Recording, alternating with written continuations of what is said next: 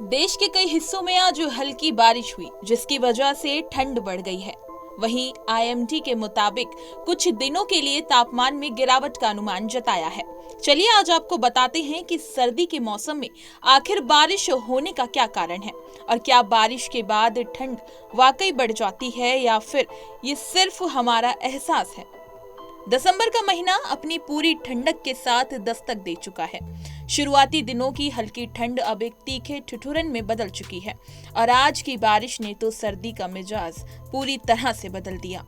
देश के कई हिस्सों में हुई बूंदाबांदी ने तापमान को गिरा दिया। भारतीय मौसम विभाग यानी आईएमडी की माने तो अगले 5 दिनों तक मौसम और भी बिगड़ सकता है।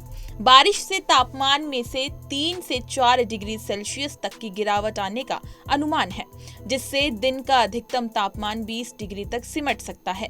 लेकिन क्या बारिश के बाद ठंड वाकई बढ़ जाती है? ये महज हमारा एहसास है।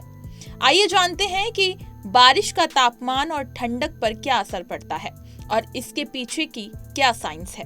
गर्मी में समुद्र का पानी भाप बनकर वायुमंडल में जमा होता है, फिर हाई प्रेशर वाली हवा से इसे अपने साथ लेकर धरती की ओर ले जाती है, जहां नमी भरी हवा के लंबे पेड़ों या पहाड़ों से टकराने से बारिश होती है।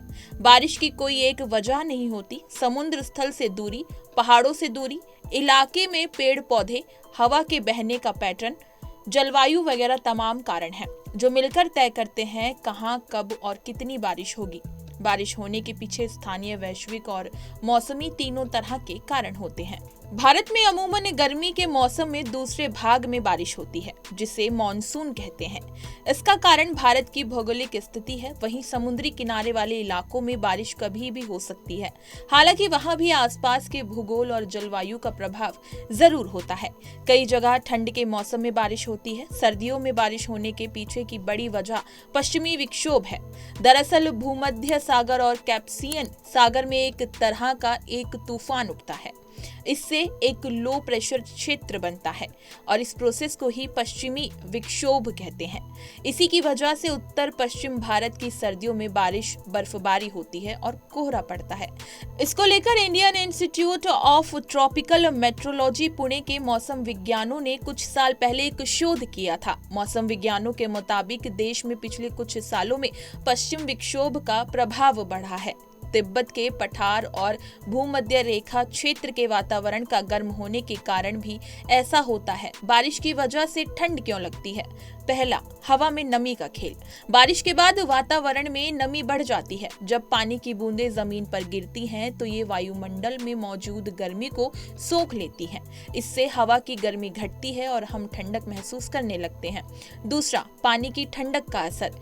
बारिश का पानी ठंडा होता है। जब ये जमीन पर गिरता है और हवा के संपर्क में आता है तो आसपास का तापमान और कम हो जाता है। खासकर अगर बारिश लंबे समय तक हो रही हो तो ये ठंडक कई गुना बढ़ा देती है।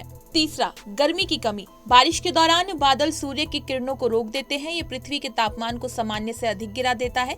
इस प्रक्रिया को सोलर रेडिएशन ब्लॉकेज कहा जाता है। सूरज की गर्मी नहीं मिल पाने के कारण ठंड और तेज महसूस होती है। चौथा, मानसिक और शारीरिक अनुभव। बारिश का ठंडा मौसम हमारी त्वचा पर सीधे असर डालता है। हमारा शरीर जो तापमान को संतुलित करने के लिए मेहनत करता है, बारिश के समय इसे तेजी से खोने लगता है। यही कारण है कि हल्की बारिश में भी ठिठुरने पर मजबूर कर देती है।